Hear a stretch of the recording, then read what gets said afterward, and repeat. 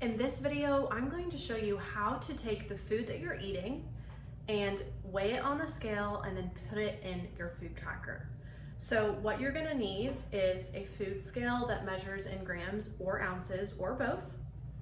And then you're going to need a bowl or a plate in order to put your food in, and then all the ingredients for your meal. So for this snack, I'm going to be making a Greek yogurt bowl. So the first thing you're gonna do is you're gonna turn on your scale. I have my scale set to grams because I'm going to be measuring all of my ingredients in grams, just because that seems to be the easiest way to log it in your food tracking app. So we're gonna turn the scale on, and it's gonna say 0 grams. And I'm gonna put the bowl on it, and then I'm gonna zero it out. So sometimes this is called the tare function or the zero function. And you wanna make sure that the scale now says 0. Now you're gonna start measuring out your ingredients, starting with the Greek yogurt. So you're gonna measure it out until you have the amount that you want in there. So for this example, we did 126 grams. And you're gonna hit 0. And then you're going to add in your other toppings. So we're gonna add in the chopped strawberries, which I already chopped up for this example. And so for this snack, it's gonna be about 76 strawberries, and then we're gonna hit 0. And then we're going to add the granola. So this is some Bear Naked protein granola. So for this snack, we ended up adding 36 grams.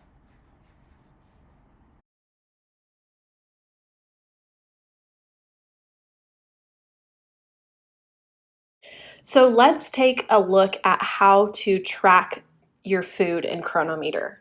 So as you can see here at the top of the screen, you can see my overall energy needs. Those are my calorie needs, my protein, my carbs, and my fat. So by the end of the day, I want my food to be as close as possible to these numbers.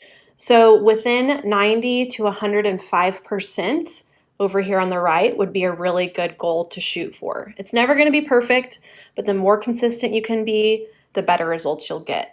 So I'm going to show you the example of a Greek yogurt snack bowl. But this is something you can actually do before you even measure the ingredients on the scale. So you can figure out how much of each macronutrient is in the snack that you plan to have. So the snack that I created was Greek yogurt. So I chose the Chobani whole milk Greek yogurt, plain. And I measured out 127 grams.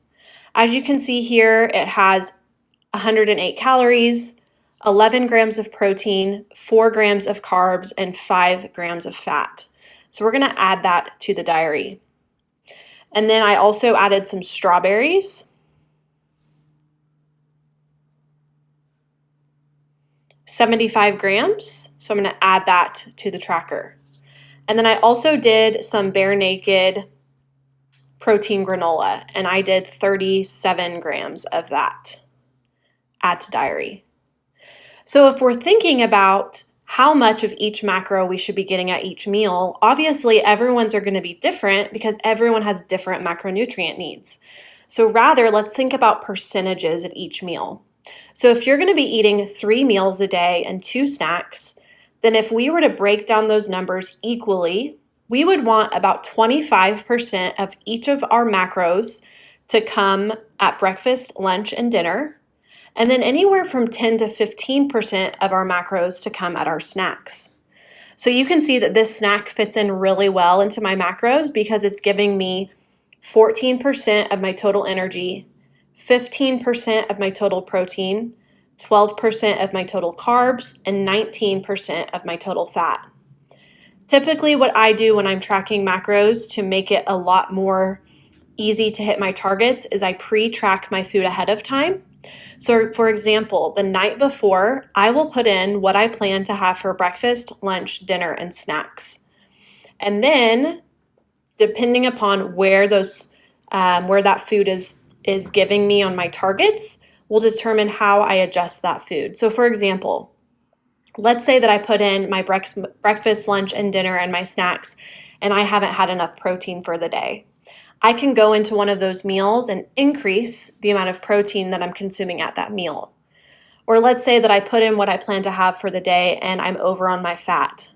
I can go into one of those meals and adjust the portion of the fat down.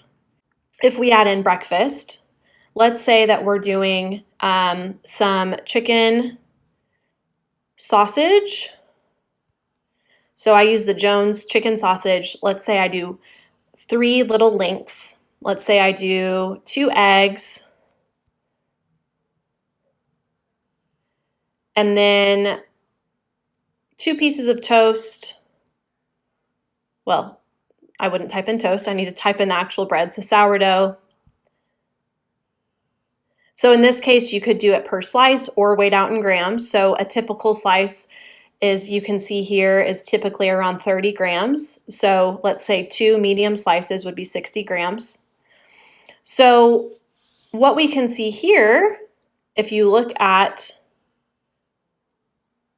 the nutrition summary, is that this meal is giving us 18% of our energy, 21% of protein, 14% of carbs, and 21% of fat. So that means that the fat's probably pretty on target, but the carbs and the protein need to be increased just a little bit. So in this case, we could add, let's say, some strawberries, or actually, let's do this. Peanut butter would give us a little bit of protein and a little bit of fat. So 1 tablespoon of peanut butter, or you could also measure this out by 16 grams. And then let's do 1/2 a tablespoon or 10 grams of jelly. And so now you can see when we look at the breakdown that now we have 24% of protein, 18% of carbs, and 32% of fat. So pretty good as far as wanting to shoot for around 25%. We could probably have done a little bit more carbs. You know, we could always make this 1 full serving of jelly to get closer to that carb goal. So basically what you're wanting to do is trying to get that percentage close to 25% at meals and 10 to 15% at snacks. So now I'm going to show you how I would plan out the rest of the day in order to hit these macro targets. So I've had my breakfast and my snack planned out ahead of time. I'm going to go ahead and plan out ahead of time my lunch, my dinner, and then possibly a second snack. So lunch, let's say I want to do a sandwich. So we're going to do the same sourdough bread from earlier. We're also going to do 60 grams again. And then we're also going to do some deli meat. So again, if we want this to be about, if you can see here, if we want this to be 25, close to 25% of the target, then we want this 10% number to be closer to 25. So basically we would just need to double the 2 ounces. So this would be a total of 4 ounces of deli meat, and that brings us up to 19%. And because I'm going to be adding some yummy cheese to this sandwich, it's going to give me that protein that I need.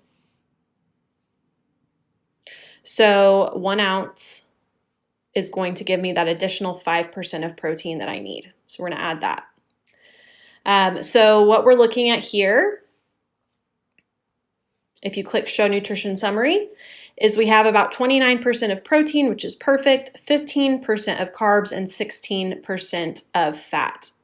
So in order to make this fully balanced, we're going to add some more carbs. So a great way you can get some easy carbs in is to add some fruit on the side. So maybe eating an apple with it. So with things like apples, typically what I do is I just choose a medium apple. You can also measure it out in grams too if you'd prefer.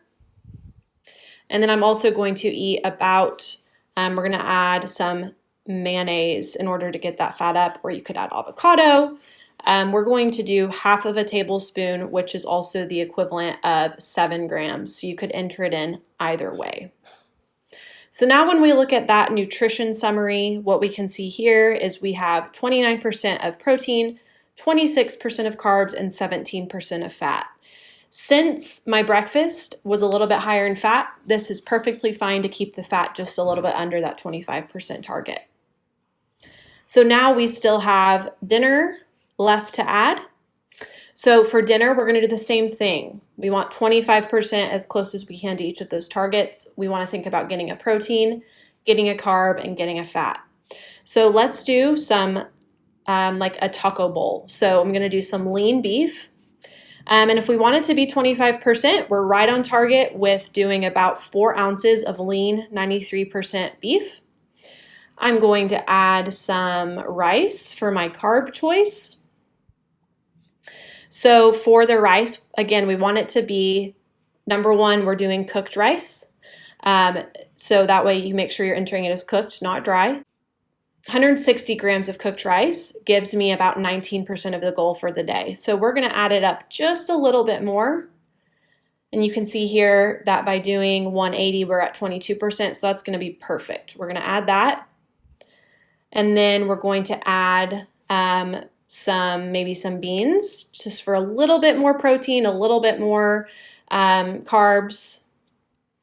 So we'll do 50 grams of cooked beans. And so we can see here that I am at 99% of my protein target for the day.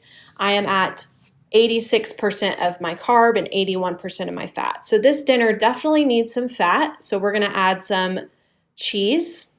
So I know just from experience that 28 grams is typically a normal portion. It's an ounce of cheese. And if we look here, that's giving us about 12% of our fat. Let's see how that ends up lining out with our numbers. So if we look at the nutrition summary, we can see that this meal is now giving us 35% of protein, 28% of carbs, and 26% of fat. So right on target. So now we have breakfast, lunch, dinner, we have one snack, and we still have a little bit of macros left. We have carbs and fat. So we're going to have one final snack that's going to be primarily carbs and fat. So the Diana's Banana Babies.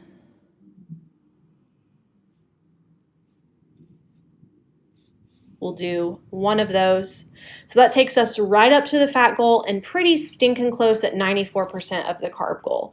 So if I really wanted to be super specific, I could go back in here and maybe add a little bit more rice to my dinner, and that takes me a little bit closer to that goal, or I could leave it as is. So the key with this is to track all of these things the day before. And so that way, you don't have to make any guessing as far as how much you should measure out. You can just simply follow out what you planned in your tracker.